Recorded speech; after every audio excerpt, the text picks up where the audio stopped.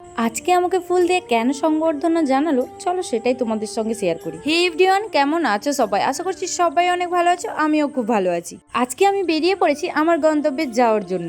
আর আমি কোথায় যাচ্ছি সেটা জানতে হলে তোমাদেরকে তো অবশ্যই পুরো ভিডিওটাই কন্টিনিউ করতে হবে। আমি আমার গাড়ি নিয়ে তো বেরিয়ে পড়েছি, কিন্তু রাস্তার অবস্থাটা কি তোমরা দেখলে? Just wow! আর এই রাস্তাটা দিয়ে প্রত্যেকদিন কারা কারা যাতায়াত করো অবশ্যই কিন্তু তারা কমেন্ট করতে ভুলো না। আর আজকে যে কাজটা করতে বেরিয়েছি আমি আগেও এই কাজটা করেছি, তবে বাড়িতে না জানিয়ে, কারণ আমি যদি বাড়িতে সত্যি কথা বলি আমাকে যেতেই দেবে না। তোমাদের সঙ্গে কথা বলতে বলতে আমি কিন্তু চলে এসেছি আমার ঠিকানায়। আচ্ছা, তোমরা কি বুঝতে পেরেছো আমি কোথায় এসেছি আর আমার হাতে কাগজটা কিসের? হ্যাঁ গো হ্যাঁ, আমি এসেছি ব্লাড ডোনেট ক্যাম্পে।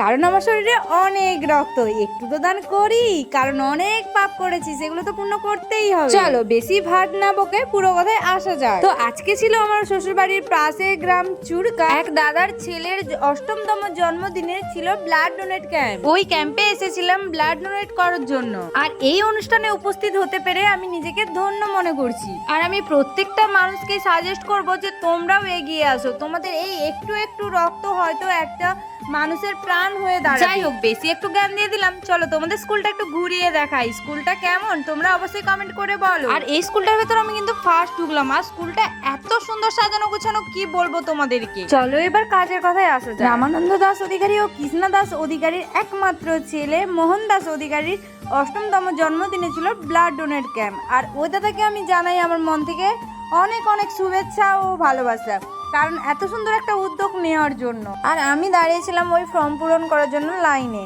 আর দেখো ওখানে প্রায় 60 জন মতো ব্লাড ডোনেট করেছে। তো সবাইকে জানাই আমার মন থেকে অনেক অনেক ভালোবাসা। আর যারা ভাবো ব্লাড ডোনেট করবে কিন্তু ভয়ে আসো না, তাদেরকে বলি কোনো ভয় নেই, একবার তো করে দেখো, অনেক মজা পাবে। কারণ আমিও ভয় পেতাম সুচ ফোটানো, সেখান থেকে আমি প্রায় 4 বার ব্লাড ডোনেট করেছি। তাহলে তোমরাই ভাবো কতটা মজা পেয়েছি আমি। তাই বলবো তোমরাও ভয় না পেয়ে তোমরাও কিন্তু এগিয়ে আসতে পারো। যাই হোক, সব প্রসেস কমপ্লিট করে আমি কিন্তু চলে এসেছি এখন ব্লাড দেওয়ার জন্য।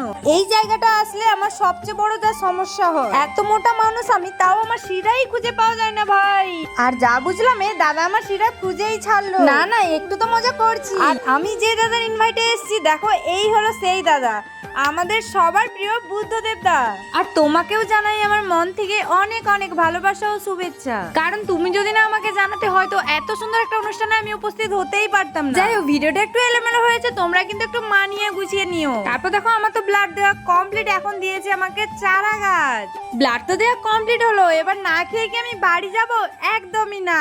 চলো এবার আমি আমার খাওয়াটা কমপ্লিট করে বাড়ি যাই। আমি তো বাড়ি যাব, ততক্ষণ তোমরা আমার ভিডিওটা দেখে কমেন্ট করে বলো ভিডিওটা কেমন হয়েছে। চলো।